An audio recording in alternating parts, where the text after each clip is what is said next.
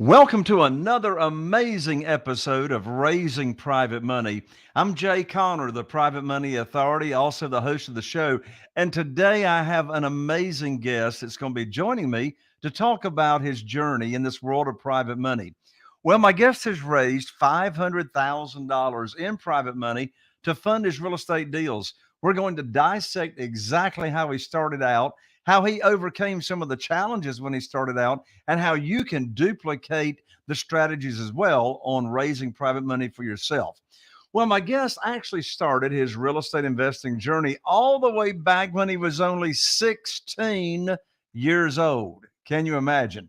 Well, fast forward to the present, he's been buying rentals consistently ever since college, and he's built out this land and development business, which actually continually feeds the acquisition of rentals.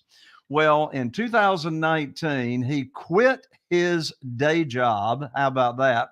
And because of the financial impact of real estate investing, he left his traditional day job employment at the young age of only 23 years old, and now has the freedom to work on what he wants without being tied to any kind of sort of employer. So within his real estate world and what he does, he's currently working on a mixture of new development, land investing, consulting, and he's always, of course, on the lookout for a property that makes sense as a long-term buy and hold. In addition to that, he started his blog and his website in 2019 because he wanted to share with people just like you what he's done so others can replicate how he has really enjoyed this great success at such a young age. In just a moment, you're going to meet my special guest, Dan Haberkost, right after this. If you're a real estate investor and are wondering how to raise and leverage private money to make more profit on every deal, then you're in the right place. On Raising Private Money, we'll speak with new and seasoned investors to dissect their deals and extract the best tips and strategies to help you get the money, because the money comes first. Now here's your host, Jay Connor.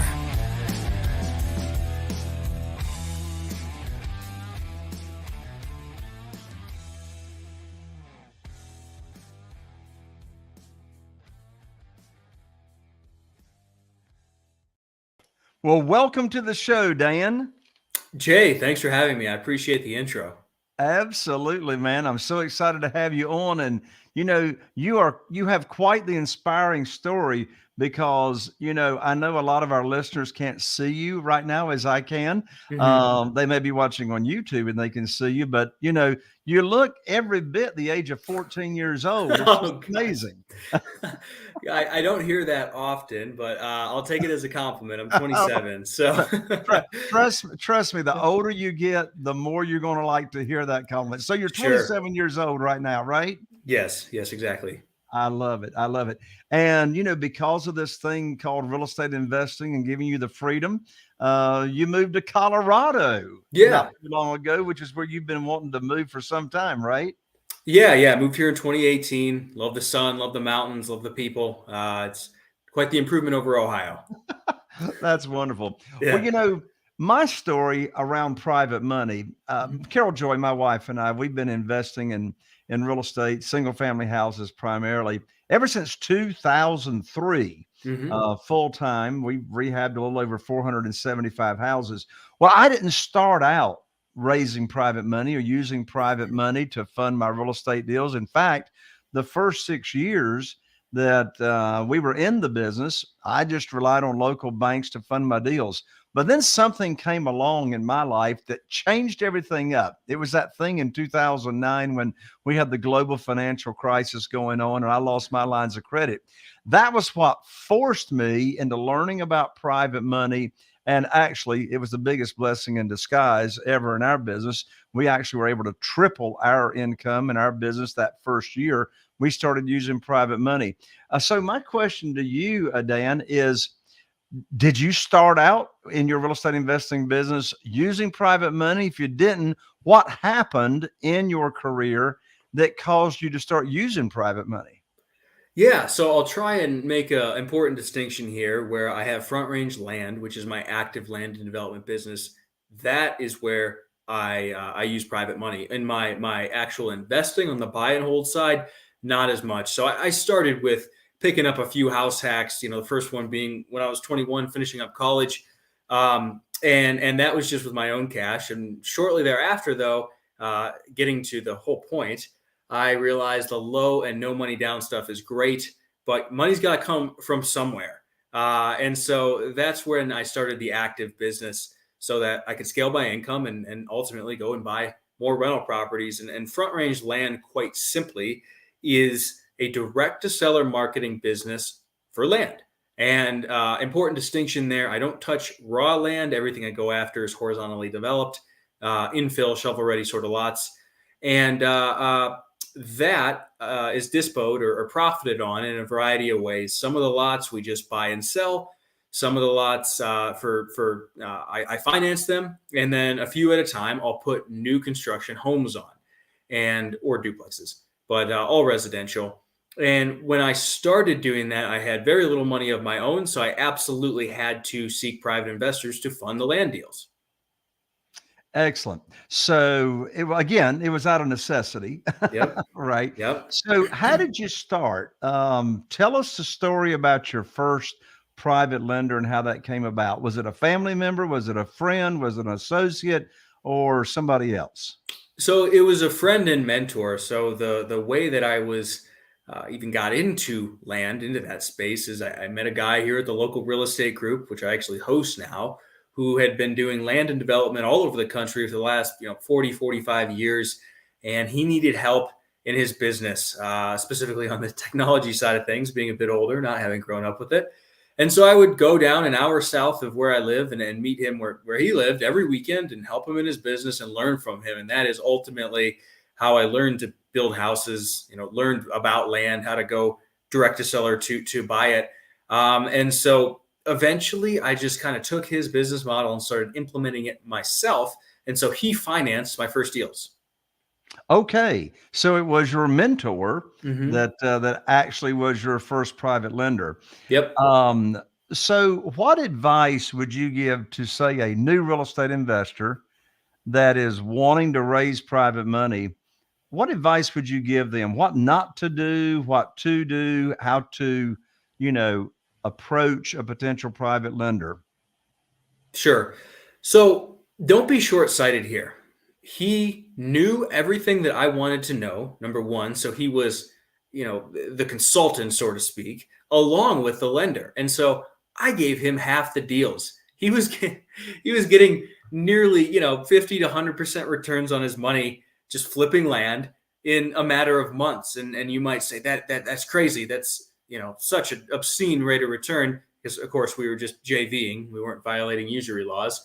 But point being, it didn't matter how much of the deal I had to give away to get it financed when I was starting.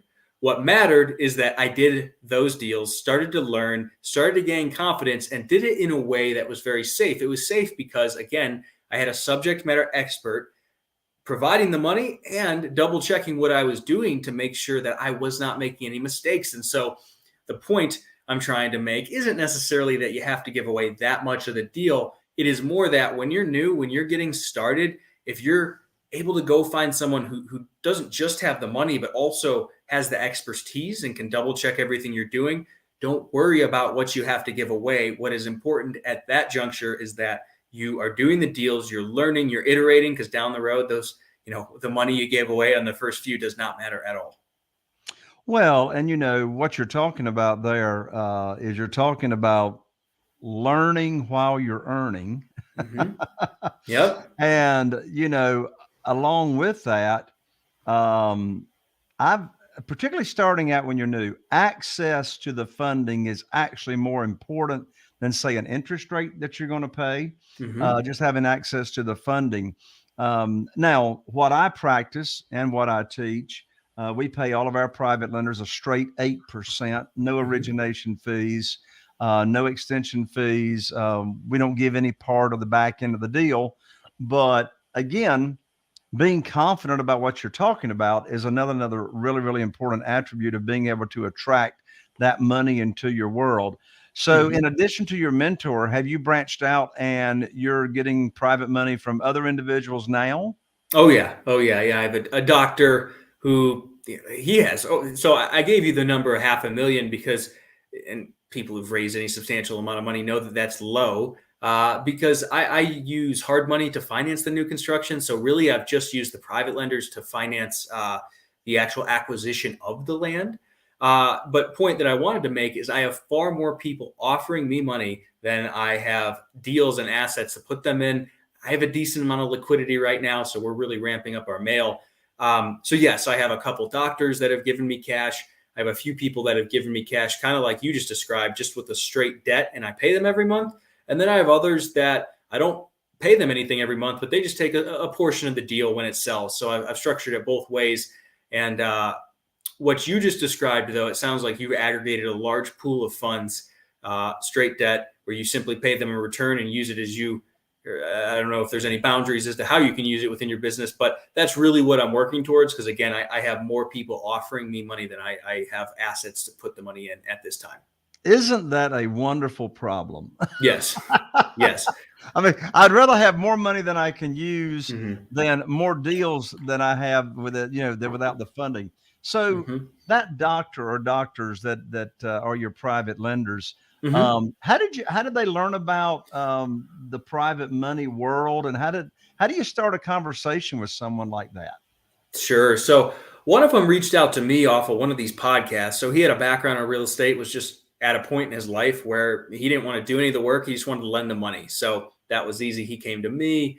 I have had a few private lenders I've met locally, and they were referred by someone I know, or I host that real estate group here, and we get quite the turnout there. So I've had a few people from that want to lend to me. But to get to the point of your question, how do you approach someone?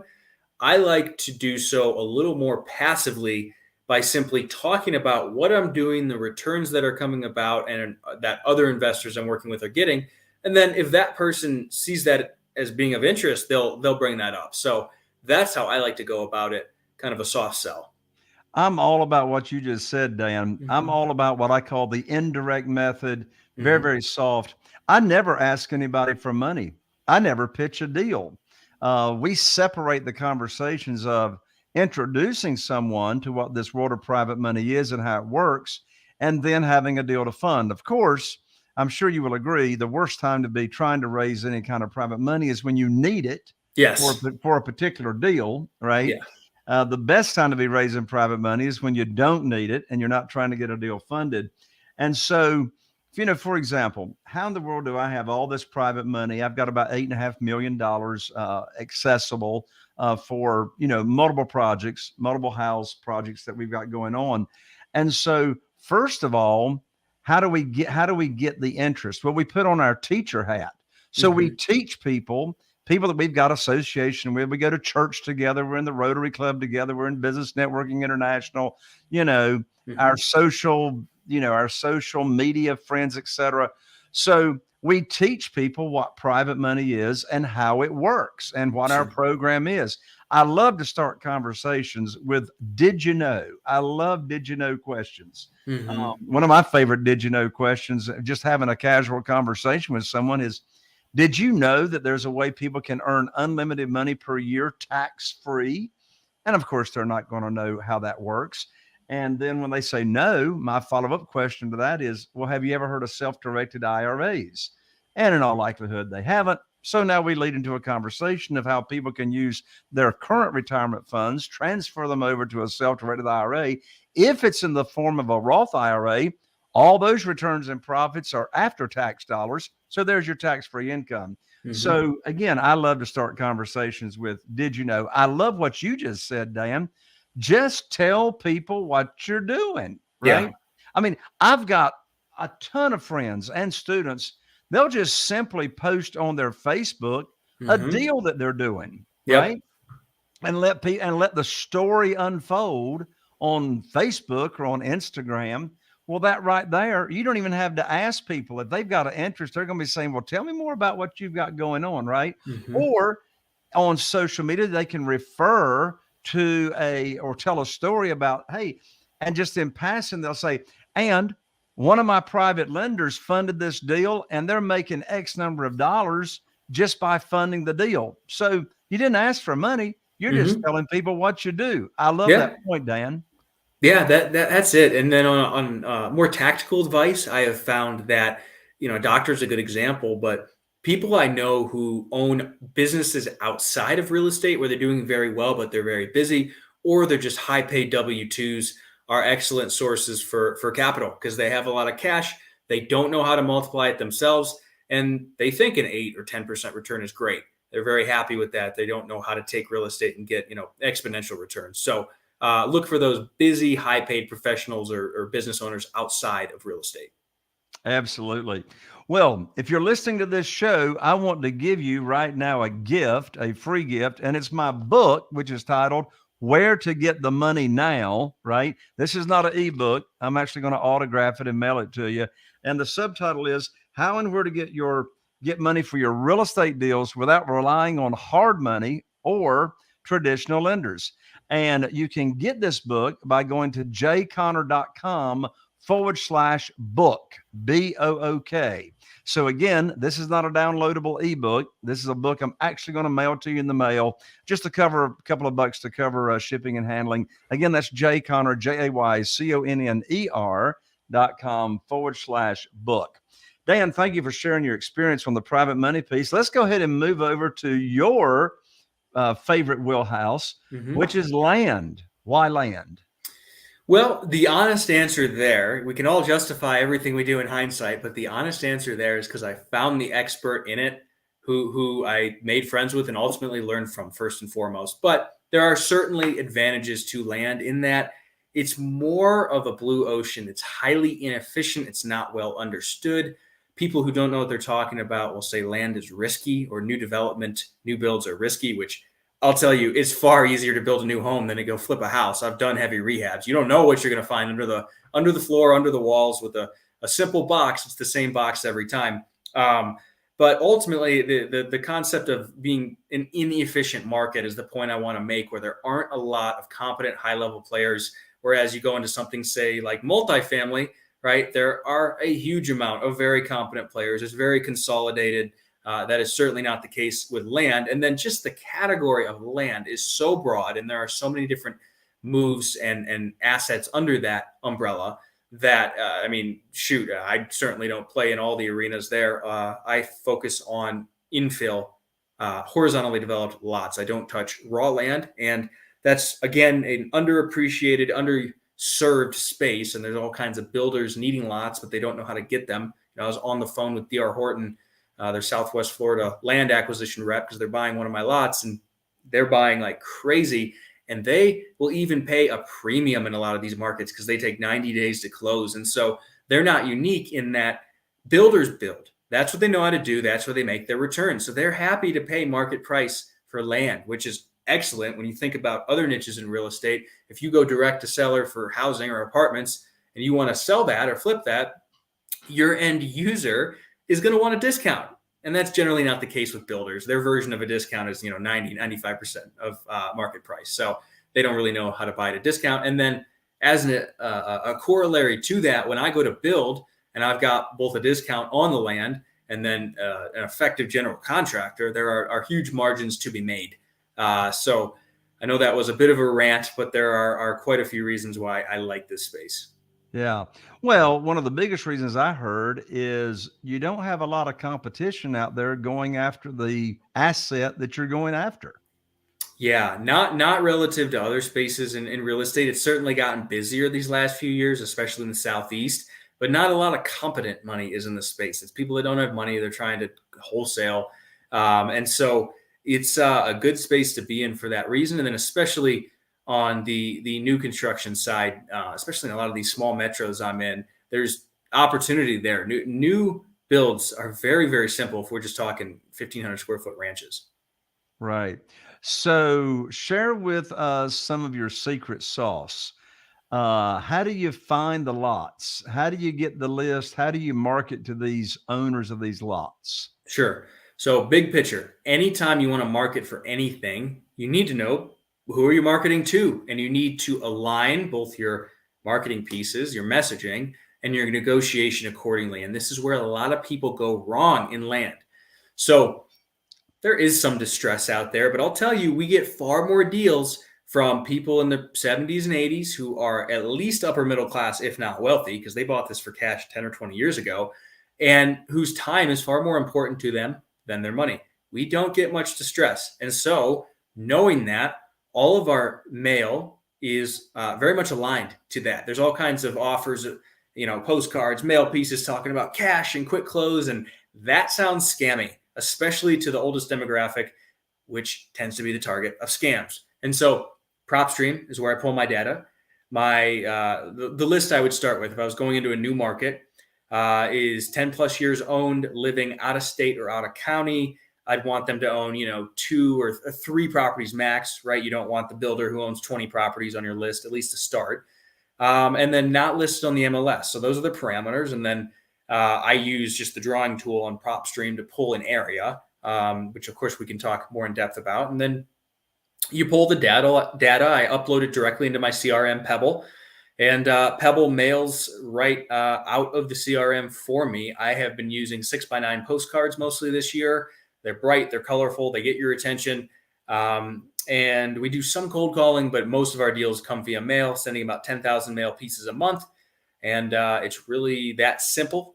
The other thing I would say too, especially in these more competitive areas like Florida and North Carolina, you need to know what you're talking about.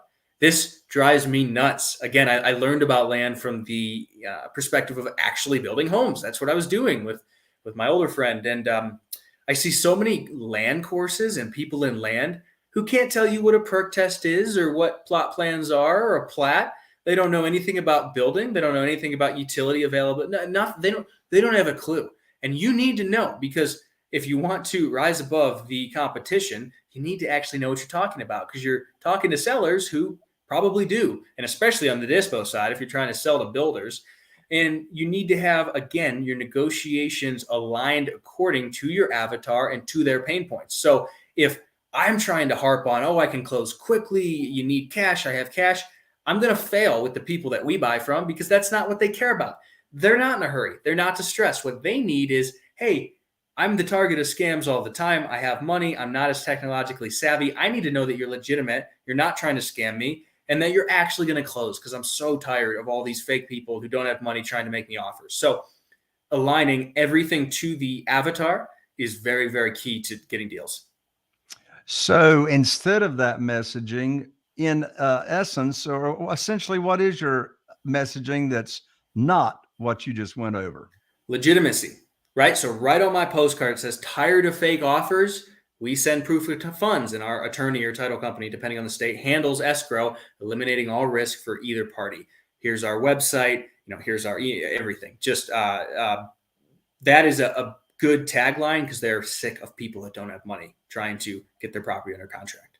Yeah. So you are not the first person that has sent them a direct mail piece. No, not in the Southeast. There's been some markets I've been in out here in Colorado and New Mexico where it's far less busy. But I don't think there's anyone, at least in the last year, I've mailed. It hasn't been mailed before, or hasn't been mailed recently. Sure. Do you mail them one time or more than once? Many times. So in places that are producing, to be clear, if we send a ton of mail and the market doesn't work out, or let's say the market's slowing down and nothing's selling, we'll stop. But for places that are producing, I'll hit them every 3 to 4 months. Okay, once every 3 or 4 months.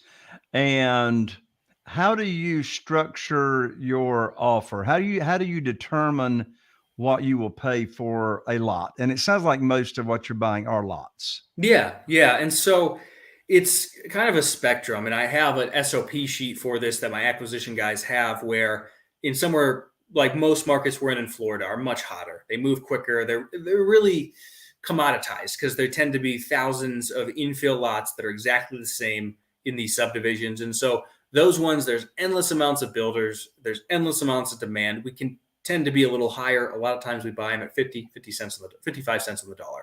Whereas in some of these markets in New Mexico, especially, or North Carolina, where it's a little more all over the place as far as size and zoning, and some have flood zones and some have wetlands, and there's just more variables. It's less of a homogeneous subdivision. A lot of times we need to be a little more conservative and be more in the 35 to 45 cents on the dollar range. But again, it's not a perfect science. Sure. Now, you were saying that you mail about 10,000 pieces a month, right? Mm-hmm. Yep. So on average, how did the statistics play out? And this may vary from market to market, but how many pieces have you got to mail to buy a lot? I just did a whole talk on this at my real estate group. And honestly, Jay, having a basic understanding of statistics, I don't think I can accurately give you that number because we're in over a dozen markets. And if I'm dividing 10,000 mailers over a dozen markets, call it so 120,000 a year over a dozen markets, it's hard to get a true average, a true regression to the mean. It's higher in Florida, it's lower in North Carolina and New Mexico, but do I really have, thinking back to statistics, right? The law of large numbers, you need a big number to get a true regression to a real average. I don't know that I have a good one for you. It appears to be in the 12 to 15-ish hundred in Florida, and closer to maybe 800 to 1,000 in North Carolina, and even lower in New Mexico, but I haven't done a ton of business there. Colorado, I've only been mailing where I'm actually building, so I don't have good numbers for you there. But I hope you get the point I'm making, where if I was sending 1 million mailers a month, I could give you a really clear, hey, this is our average. But only sending 10,000 a month to a bunch of different markets, it's hard to give you a clear answer there. So Sure, I get it. And so when you buy a lot, if you're not going to build on it yourself, mm-hmm. what's your favorite disposition strategies to sell that lot?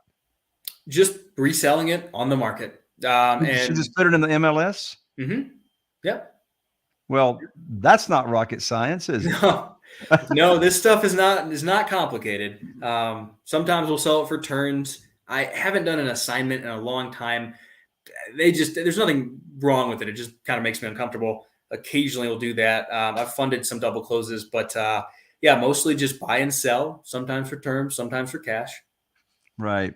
Well, you started your blog, your website back in 2019. Mm-hmm. So, you are a go-giver, right? Just like the book, The Go-Giver. And tell us all about your blog, what that's Mm-hmm. about, and why people should check it out and what they'll learn when they go to your website and your blog. So for years, I've read Howard Marks's memos, and for anyone who doesn't know what he is, he's similar to Warren Buffett. That would be someone everyone knows who would be a good analogy. And he writes quarterly, approximately, memos, just talking about his business, what he's doing, what he's seeing, what they're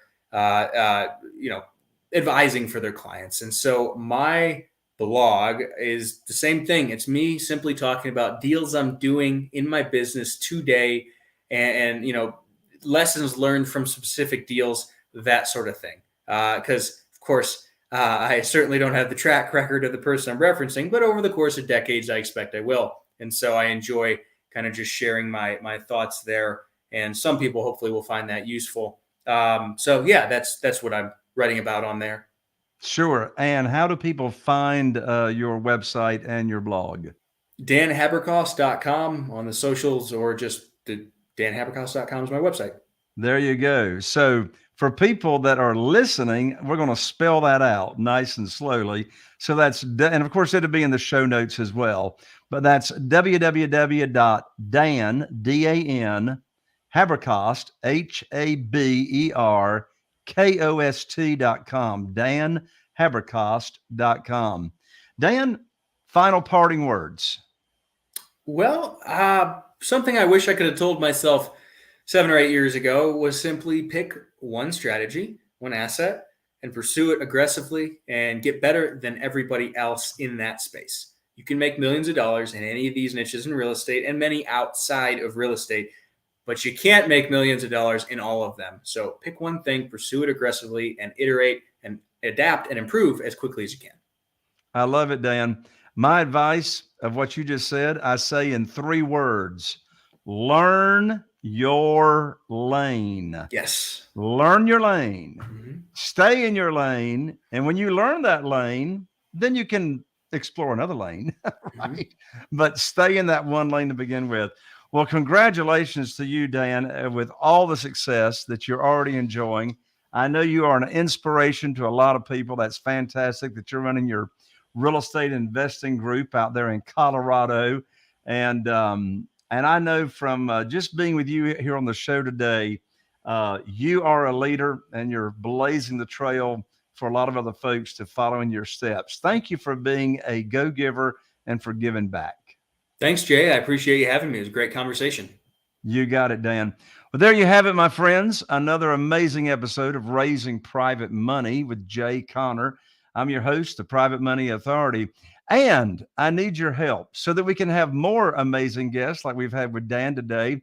If you are listening on iTunes or Spotify, be sure and follow and give us a 5-star rating.